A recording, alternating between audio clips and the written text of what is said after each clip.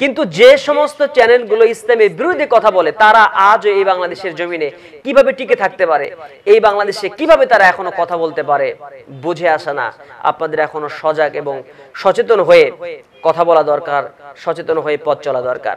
তো আমি বলতে চাই যে এই যে সিনেমা হল খুলে দেওয়া হয়েছে, ওয়াজ মাহফিল গুলো বন্ধ করে দেওয়া হয়েছে, ওয়াজ মাহফিলে পারমিশন নিতে কত রকমের মানে সিস্টেম ফলো করতে হয়, কেন এমনটা হবে? ইন্নাল হামদুলিল্লাহ ওয়াসসালাতু ওয়াসসালামু আলা রাসূলিহিল আমিন ওয়া আলা আলিহি ওয়া সাহবিহি আজমাইন, আম্মা বা'দ। ফাকাদ ক্বালা আল্লাহু তাআলা ফি কালামিহিল মাজিদ ওয়া ফুরকানিহিল হামিদ।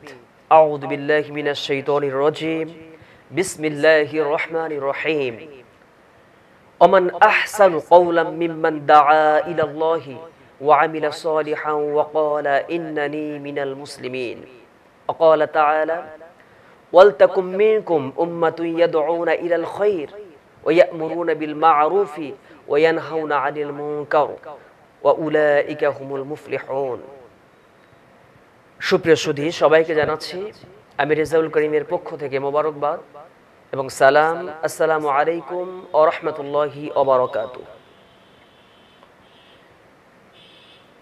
বাংলাদেশে কোভিড-19 করোনা ভাইরাস এখনো নির্মূল হয়নি, এখনো চলছে।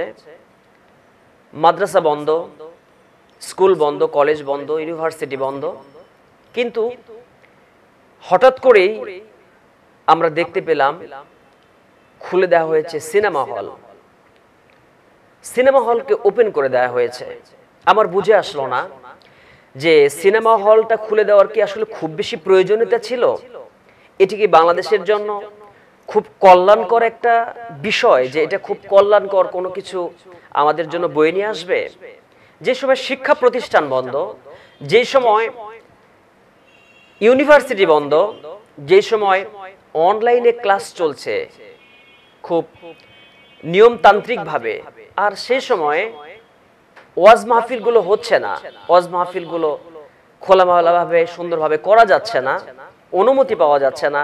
আর সেই সময় যেটা কিনা অশ্লীলতাকে বৃদ্ধি করে, বেহায়াপনাকে বৃদ্ধি করে, যেটা সমাজের জন্য একটা ভাইরাস, এই ধরনের সিনেমা হলটা খুলে দেওয়া আসলে কি খুব যুক্তিযুক্ত?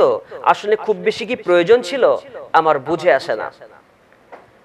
অথচ আল্লাহ সুবহানাহু ওয়া তাআলা বলেছেন ওমান আহসানু কাওলাম মিম্মান দাআ ইলাল্লাহি ওয়া আমিলা সালিহান ওয়া ক্বালা ইন্নানি মিনাল মুসলিমিন। ওই ব্যক্তির চাইতে উত্তম কথা আর কার হতে পারে যে ব্যক্তি আল্লাহর দিকে মানুষকে আহ্বান করে এবং নিজে নেক আমল করে আর দীপ্ত কণ্ঠে ঘোষণা করে আমি একজন মুসলমান। আল্লাহ সুবহানাহু ওয়া তাআলা এর দিকে আহ্বান করা এক পক্ষ রয়েছে ডানপন্থী, যারা মানুষদেরকে দ্বীনের পথে আহ্বান করে। আমরা প্রথমে ধরে নিতে পারি মুয়াজ্জিনকে। মুয়াজ্জিন সকালবেলা যখন আজান দেন তিনি বলেন ফজরের সময় আসসালাতু খায়রুম মিনান নাওম, ঘুম থেকে নামাজ উত্তম, নামাজের দিকে আহ্বান করছেন।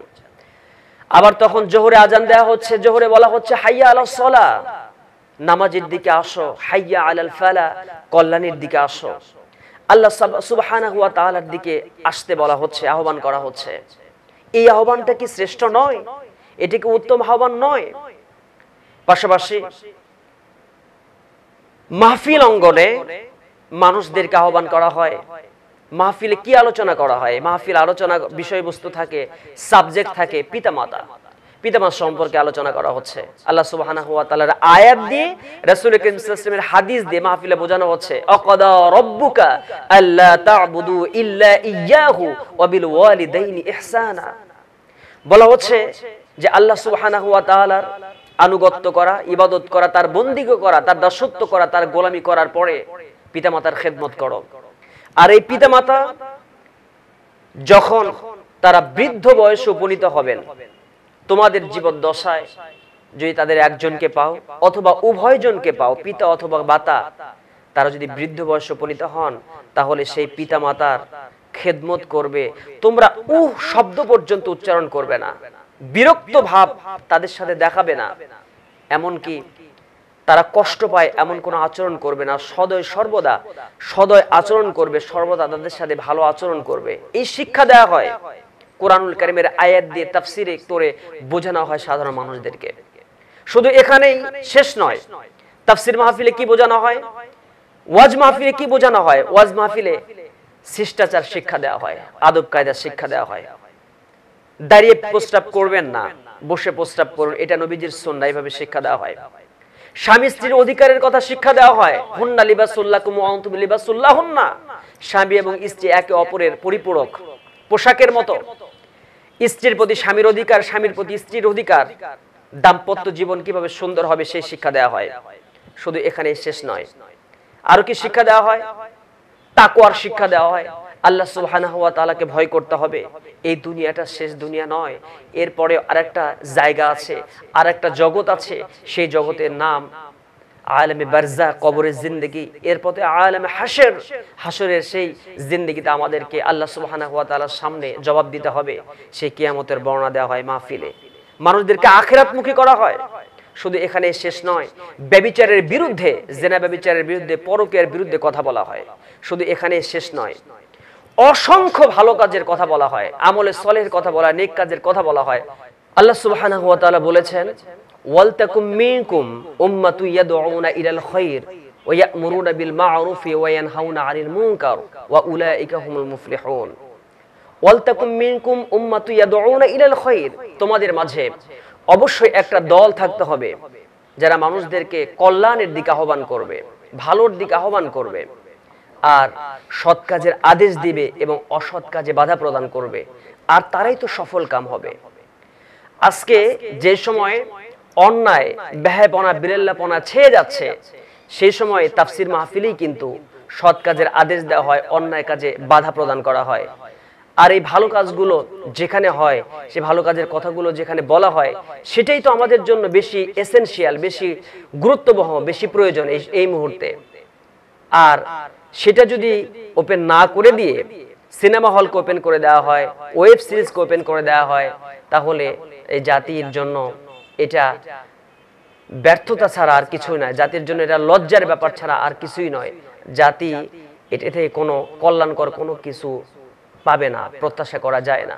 অথচ এই সমস্ত কথাগুলো না বলে দুই একটা কাটিং নিয়ে এসে বলা হচ্ছে বগুড়া জেলার গৌরব, অহংকার, কাহালুর একজন আলোচক, প্রখ্যাত আলোচক জনাব মাওলানা বজলুর রশিদ সাহেব, তিনি বলেছিলেন যে মেয়েদেরকে এই পৃথিবীতে স্বামীর আনুগত্য করার জন্য এই পৃথিবীতে তাদেরকে পাঠানো হয়েছে, তারা স্বামীর আনুগত্য করবেন, স্বামীর খেদমত করবে, এই ধরনের সুন্দর কিছু কথা উপস্থাপন করেছেন। অথচ তার কথার দুই একটা লাইন কেটে নিয়ে এসে, এবং আরো অনেক ওলামা একরামের দুই একটা লাইন কেটে নিয়ে এসে এই টেলিভিশন চ্যানেল, ৭১ টেলিভিশন চ্যানেল, এটা বিকৃত করে মানুষের সামনে উপস্থাপন করলো। মানুষের স্মৃতিকে, মেধাকে ভিন্ন খাতে প্রবাহিত করার জন্য তার অপচেষ্টা চালালো। কিন্তু কি হলো, ফলশ্রুতিতে কিন্তু হিতে বিপরীত হয়ে গেল, তারাই কিন্তু ক্ষতিগ্রস্ত হয়ে গেল। আমি বলতে চাই যে এই যে পিস টিভি বন্ধ হয়ে গেল, আসলে এটা কিন্তু বাংলাদেশের সহ গোটা পৃথিবীর জন্য একটা খারাপ দিক। এই পিস টিভি